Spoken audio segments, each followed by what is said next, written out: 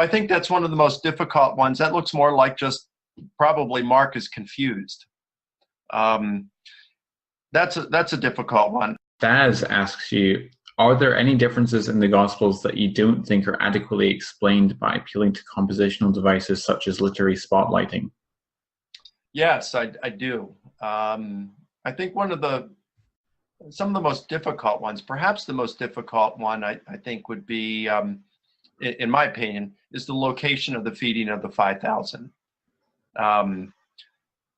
And I get into detail with this, a lot of detail in the forthcoming book, more than I can cover right now. But in that case, you've got Mark. He doesn't identify where it is, or the feeding of the 5,000. He doesn't say where it is.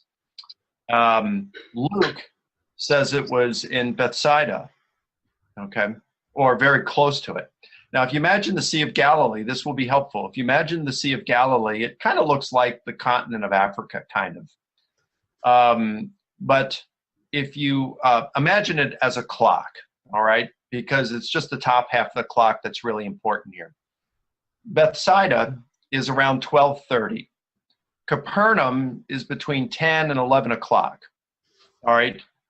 And and the Gerasenes, that land over there, or what is it? The region of Gerasa, I think it is. I might be wrong with that, okay?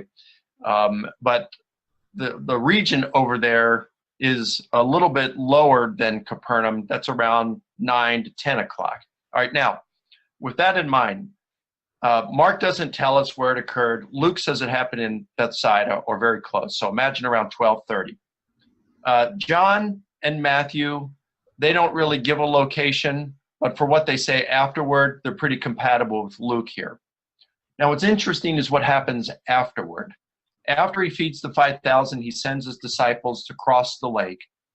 That doesn't necessarily, when the word that's used there doesn't necessarily mean, directly across. It could be just a little bit or whatever. But they're supposed to cross the lake. That's when a storm comes up. Jesus had been praying after he dismissed the crowd, goes up on the mountain and prays. So afterward, he comes walking across the water. And so they cross the lake and they end up in Capernaum. All right. And pretty much, so you got Matthew, John, is compatible with Luke here. Okay, they're supposed to cross the lake from Bethsaida, and you cross the lake, you go over to Capernaum, so you're going from 12:30 to 10, 11 o'clock. That makes sense. That works. What's really interesting is in Mark, Jesus says, cross the lake to the other side. Now remember, he doesn't say where they were, but he says he told them to get into a boat and to cross over to Bethsaida. Well, how can you cross over to Bethsaida when, according to Luke, that's where you started out? Well, you might try to explain that that's really difficult, I think. It's really difficult unless you want to engage in that hermeneutical gymnastics of some sort. Okay, and then they land in Capernaum, right? So they're supposed to cross over to Bethsaida and they land in Capernaum. So was Jesus wrong then or what? And someone might say, well, they got in the boat. They were supposed to cross to Bethsaida. Maybe they walked far away from Bethsaida and he told them to get in a boat and go on back. Well, how come the boat's over there when they landed in Bethsaida? That's a problem.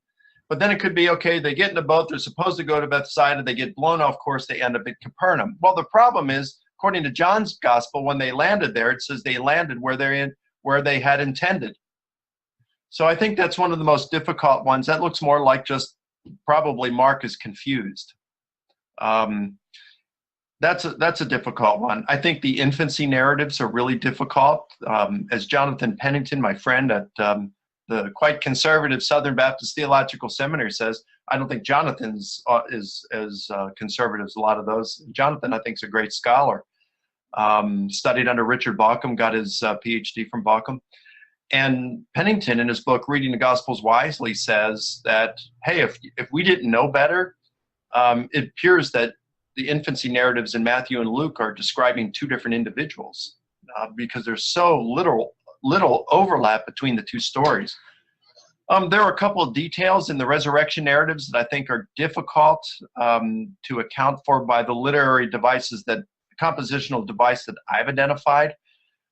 That's not to say that there are other literary devices that I haven't seen wouldn't account for them. I just didn't see them. I do think in both the cases in the resurrection narratives that compositional devices are responsible for the differences. I just don't know what they are. But honestly, it does appear to me that Mark is confused. And I don't think there's a compositional device that would account for the difference in the location of the feeding of the 5,000, but I could be wrong. So those are ones that I have difficulty with using compositional devices.